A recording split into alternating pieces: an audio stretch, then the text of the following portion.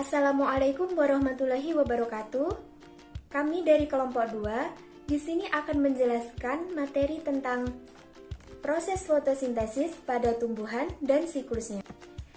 Yang pertama, saya akan menjelaskan tentang pengertian fotosintesis.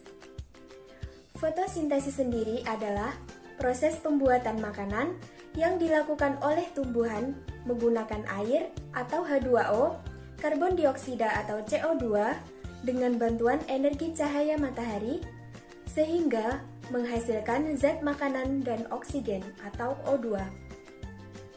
Fotosintesis terjadi pada tumbuhan hijau, alga, dan bakteri yang memiliki klorofil. Fotosintesis ini terjadi pada siang hari. Mengapa demikian? Karena untuk melakukan proses fotosintesis, tumbuhan membutuhkan sinar matahari. Umumnya, energi dari fotosintesis dihasilkan pada daun, akan tetapi dapat juga terjadi pada organ atau bagian tumbuhan lainnya yang memiliki zat hijau. Reaksi kimia yang terjadi pada fotosintesis yaitu 6CO2 plus 12H2O plus cahaya menjadi C6H12O6 plus 6O2 plus 6H2O. Nah, selanjutnya faktor-faktor yang mempengaruhi fotosintesis. Yang pertama adalah faktor internal atau genetik. Faktor ini berasal dari tumbuhan itu sendiri. Maksudnya adalah jenis tumbuhan berbeda-beda. Walau lingkungan tempat hidupnya sama, maka reaksi fotosintesnya itu berbeda. Faktor tersebut bisa dikatakan sebagai faktor hereditas atau keturunan. Yang kedua, faktor internal meliputi 1. Cahaya matahari, 2. Ketersediaan air, 3. Konsentrasi karbon dioksida, 4.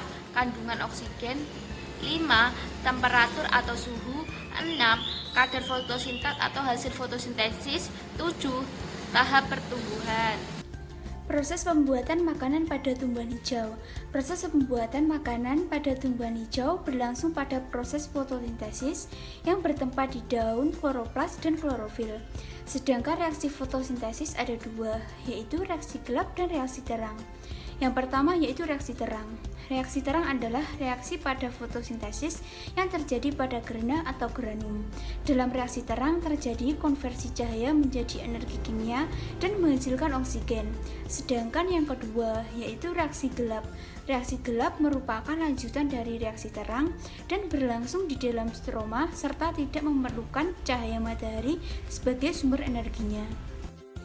Selanjutnya saya akan menjelaskan tentang manusia dan hewan bergantung pada tumbuhan hijau sebagai sumber makanan.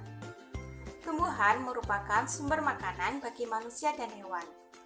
Makanan tersebut diubah menjadi energi untuk melakukan berbagai aktivitas. Jika tidak ada tumbuhan, maka ketersediaan makanan akan berhenti. Akhirnya, manusia dan hewan tidak memiliki sumber makanan lagi dan berakibat manusia dan hewan tidak bisa bertahan hidup. Secara langsung maupun tidak langsung, manusia dan hewan sangat bergantung pada tumbuhan untuk kelangsungan kehidupannya. Daun, batang, biji, buah, umbi merupakan bagian yang digunakan atau dimanfaatkan sebagai sumber makanan oleh manusia dan hewan. Baik teman-teman, kita lanjut ke materi berikutnya, yaitu manfaat tumbuhan hijau bagi alam. Yang pertama adalah menciptakan ruang terbuka hijau. Seperti yang kita ketahui, saat ini lahan hutan di Indonesia semakin menyusut. Hal ini diakibatkan karena semakin banyaknya penebangan liar dan juga pembangunan infrastruktur yang semakin banyak dilakukan. Area hutan yang seharusnya berfungsi untuk memproduksi oksigen dan membantu menjernihkan udara menjadi semakin berkurang. Padahal, dengan adanya tumbuhan hijau ini, tentunya akan mengembalikan peran hutan sebagai paru-paru dunia. Yang kedua adalah membantu mengurangi pemanasan global. Dalam skala kecil, tumbuhan bisa berdampak besar dalam menjaga kualitas udara di sekitar rumah. Sebab, gerakan menanam dalam lingkup sekecil apapun tetap memberikan dampak positif dalam mengurangi tingkat pemanasan global. Selanjutnya adalah memberikan suasana rindang. Manfaat tumbuhan bagi lingkungan rumah yang secara nyata kita rasa adalah suasana rindang. Jika di depan rumah kita ada banyak pohon-pohonan, pasti suasana di rumah kita semakin rindang dan semakin sejuk. Betul apa betul? Selanjutnya adalah menciptakan sumber makanan. Seperti yang kita ketahui, beberapa jenis tanaman dan tumbuhan ini memiliki manfaat produktif, yaitu sebagai sumber makanan yang tentunya akan mempermudah manusia di dalam mencari sumber makanan. Dengan adanya tumbuhan yang dijadikan sumber makanan, tentunya akan memudahkan manusia untuk menciptakan sumber makanan mereka dari alam dan tidak merusak lingkungan. Seperti contohnya sayur-sayuran, padi, gandum, dan lain sebagainya. Selain itu, tumbuhan juga bermanfaat sebagai pendingin alami. Udara yang dihasilkan oleh tumbuhan hijau tentunya akan membuat udara yang ada di sekitar menjadi dingin dan juga mengurangi udara kotor yang ada di alam bebas. Dengan hal tersebut, tentunya akan bermanfaat bagi manusia karena dapat mencegah manusia dari beberapa penyakit akibat kotornya udara. Hal tersebut sebagaimana firman Allah SWT pada Quran surat Abasa pada ayat 24-32 yang artinya, maka hendaklah manusia itu memperhatikan makanannya. Sesungguhnya kami benar-benar telah mencurahkan air dari langit.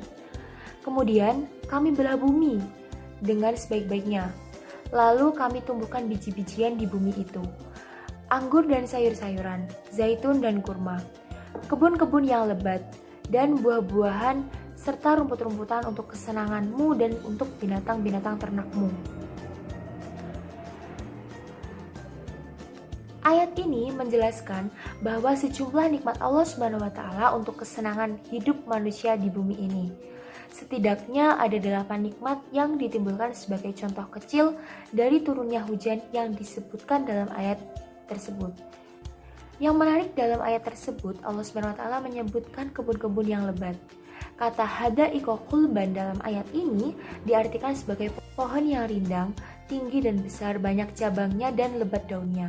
Hal ini menunjukkan bahwa untuk kesenangan hidup manusia, mereka membutuhkan kesejukan dengan pohon-pohon hijau yang berdaun lebat, di mana daun tersebut menyerap sinar dan panas matahari sehingga udara di sekelilingnya menjadi sejuk dan segar. Seperti sering dikatakan bahwa hutan yang lebat adalah paru-paru dunia. Sekian, terima kasih presentasi dari kelompok kami. Wabillahi taufiq wal hidayah. Wassalamualaikum warahmatullahi wabarakatuh.